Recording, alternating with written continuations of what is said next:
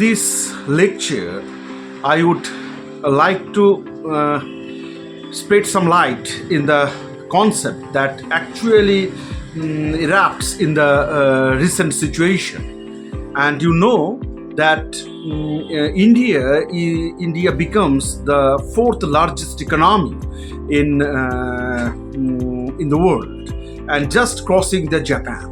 And from 2000 year 2000 and $468 billion to 4168 near about dollar GDP in absolute term India has achieved. And the Japan is just a little more less than India. So India in 2025 has got this position, the fourth position, just crossing the Japan. And now I would like to say how far it is true. You know that in case of absolute GDP, if you consider this is not the ultimate thing. From the absolute GDP, you can't have any proper idea about the living standard of the people, the education of the people, the health of the people, and the standard of the living as a whole. And so to cover this thing, we have to go in depth in such a way that the absolute GDP is actually measured in terms of the exchange rate that is very fluctuating over time, and also this exchange rate does not give the proper idea when the purchasing power of the different countries are different. In case of low purchasing power capacity in a country, have higher higher GDP in terms of PP, purchasing power parity theory. So if you consider the absolute term, there is a GDP. India's position is fourth, but if you consider, measure the GDP in terms of the PPP, purchasing power parity, then India already got the third positions and in the world economy, and there is no such change. So the measurement of the GDP is a matter of concern, and the purchasing from the understanding of the purchasing power parity, if the goods are not traded, and that is also considered in that theory, and non-traded goods, just like the haircut, and in New York the haircut is if it is $5, then in India it is near about $1.5, and so there is a difference, and also for the traded goods, for example, the meal in some world class restaurant, and there is for example $7, but in India it is near about $2. So here is also the difference, and that is because of the low wage, and this low wage actually is provided to the to laborers in the developing country.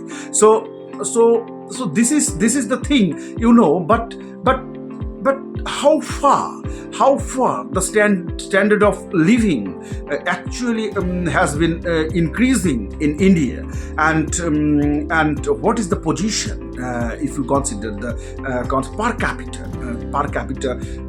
income of per capita income, if you consider the Indian economy, then you know that there is India is not in a good position. And if you consider the Japan, then you find that it is 12 times higher. The per capita is 12 times higher in Japan in compared to India. So so GDP in terms of PPT also does not show anything about the standard of the living. So per capita income is a matter. And if you consider the absolute GDP and divide it by the total populations of the economy, and the whatever you have the result, and if you have the purchasing power parity, GDP in terms of purchasing power parity, and divide it by the number of people, and there is also the position is good in terms of the GDP in terms of purchasing power parity, but it is much lower in case of absolute terms. So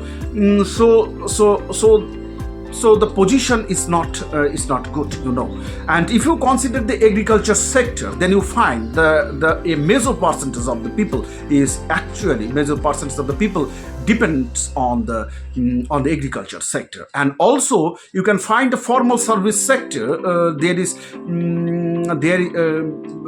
You know, in case of Japan, it is less. It is high, but in case of India, it is low. And in case of agriculture sector, India is high, but in Japan it is low. And if you consider the college going student after completion of the higher secondary education, then it is also India is low, and Japan is high. And if you consider the health sector, then also the same situation you can find. So this is the matter of concern for understanding the GDP, you know. But so in terms of GDP, it does not say anything. And so the position of India in the world economy, it is just a game. It is just a game. And now you consider, I would like to focus to another thing, is that for understanding the Indian situation, then you find that the foreign direct investment. You know, the foreign direct investment, or that means the capital inflow in India, is near about 81 billion in 2024. So it is good, you know, it is good, and policymakers and the researchers should have much more focus on this point, because inflow is very high. So you know from general education that FDI is very much important for any economy, and for production purpose, for employment purpose, and for creating the asset, you know. And so it is good, but you have a depth analysis in this. And you know, there is a capital inflow and capital outflow.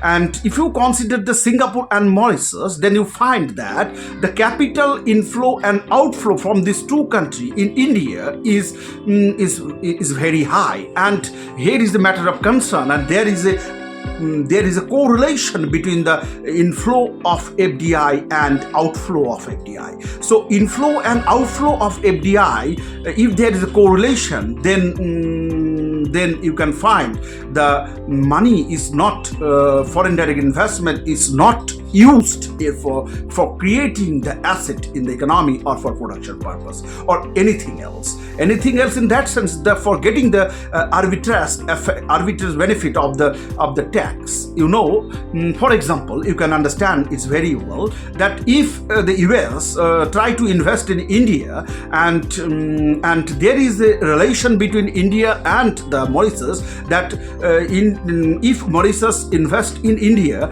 and they will get benefit from selling their profit or dividends, and there is no tax. So there is a relation between the India and Mauritius, and US try to invest in Indian market, and so they took the they would like to take the path of through Mauritius to invest in India, and for getting the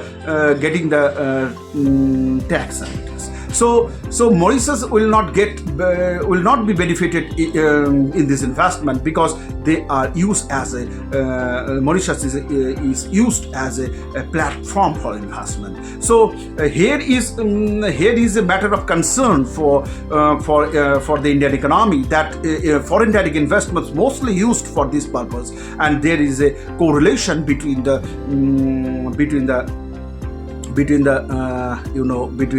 inflow and outflow of the outflow foreign direct investment. And here is one thing I would like to mention, is that the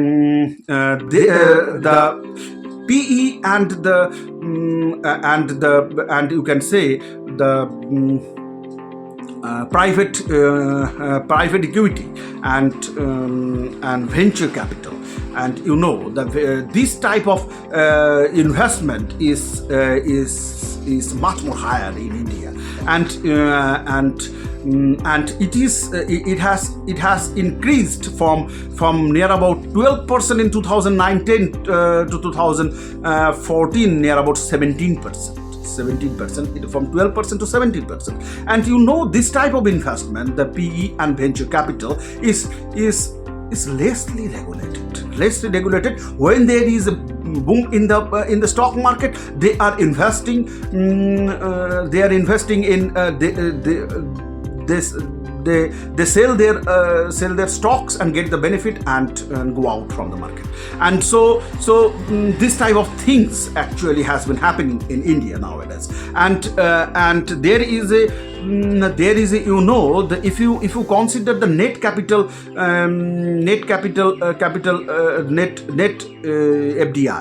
net FDI, foreign direct investment, it has a declining tendency.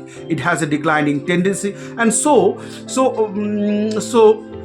in this lecture, I try to focus on the situation that we are saying that India is getting the position of fourth, just crossing the Japan, and how far it is true, and here is a difference in the opinions among the economists. So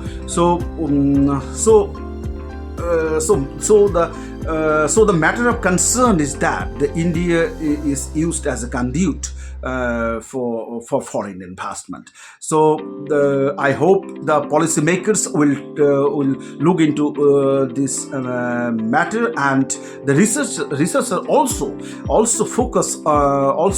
focus on this point, so that the real situation may erupt, and we get the real picture of the Indian economy. So thank you for enjoying this lecture.